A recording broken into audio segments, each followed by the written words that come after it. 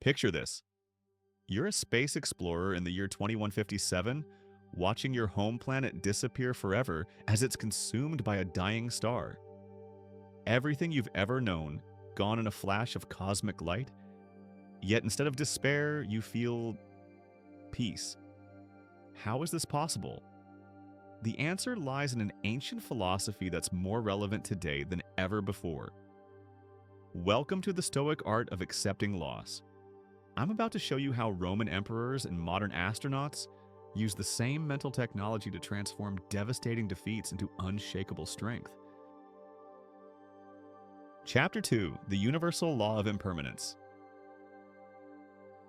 In the vast cosmos, there's one law more fundamental than gravity itself. Everything changes. Stars are born, burn bright, then collapse into black holes. Civilizations rise and fall like ocean waves. The ancient Stoics called this memento mori. Remember, you must die. But here's the fascinating part. Modern quantum physics agrees. At the subatomic level, particles constantly pop in and out of existence. Nothing is permanent. Imagine you're piloting a starship through an asteroid field. The asteroids represent the things we lose in life: jobs, relationships, dreams. The amateur pilot fights against each asteroid, exhausting their fuel and damaging their ship. But the expert navigator? They flow with the field, using each obstacle as a gravitational assist to reach their destination faster. Chapter 3: The Dichotomy of Control. Here's where Stoicism becomes practical science fiction. The Emperor Marcus Aurelius discovered something that would make any time traveler jealous: the power to control reality itself. Not by bending the universe to his will, but by understanding what he could and couldn't influence. Picture your mind as a spaceship's control panel. Half the buttons are connected to your ship's systems, your thoughts, actions, and responses. These you can control. The other half? They're just decorative lights showing you what's happening in the universe around you. Other people's actions, natural disasters, market crashes. You can see them, but pressing those buttons does nothing. Most people spend their entire lives frantically pushing the fake buttons, wondering why nothing changes. Stoics? We focus our energy only on the real controls. Chapter 4: The Science of Attachment. Neuroscience reveals something remarkable about loss and attachment. When we lose something we're attached to, our brain's pain centers light up like a Christmas tree. Literally the same regions that activate when we're physically injured. But here's the plot twist. This pain isn't caused by the loss itself. It's caused by the gap between reality and our expectations. Think of it like this. You're wearing virtual reality goggles programmed to show you a perfect world. When someone rips them off, the real world looks devastatingly ordinary by comparison. The Stoics figured this out 2,000 years ago. They practiced something I call philosophical inoculation. Just as vaccines expose you to small amounts of a virus to build immunity, Stoics regularly imagined losing their most precious possessions. Not out of pessimism, but to build mental resilience. Chapter 5: The 3 Stages of Stoic Acceptance. Accepting loss isn't a single moment. It's a process with 3 distinct phases, like a rocket launching into space. Stage 1: Recognition. This is your mental radar detecting incoming loss. Instead of denial, you calmly acknowledge what's happening. The sensors indicate a Category 5 life storm approaching. No drama, just data. Stage 2: Emotional regulation. Here's where most people's engines explode. But you're running on Stoic fuel. You feel the emotions: grief, anger, disappointment. But you don't let them pilot your ship. You observe them like weather patterns passing through your atmosphere. Stage 3: Meaning making. This is where Stoicism becomes almost magical. You transform the raw material of loss into wisdom, strength, and compassion. Every defeat becomes data for your next victory. Chapter 6, Real-World Applications. Let me show you how this works in practice. When Steve Jobs was fired from Apple, the company he built from scratch, he could have spent years in bitter resentment. Instead, he used Stoic principles to reframe the experience.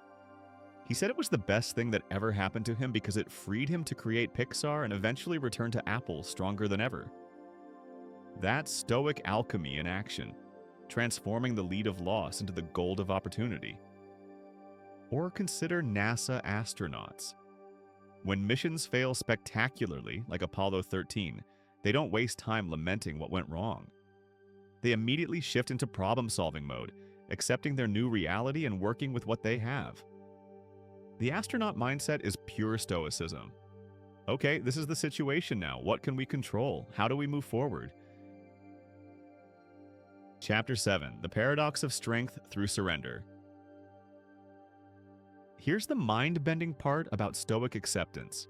It makes you incredibly powerful by teaching you when not to use your power. It's like mastering the martial art of mental Aikido. When you stop fighting reality, you free up enormous amounts of mental energy. Energy that was previously wasted on impossible battles can now be redirected toward achievable goals.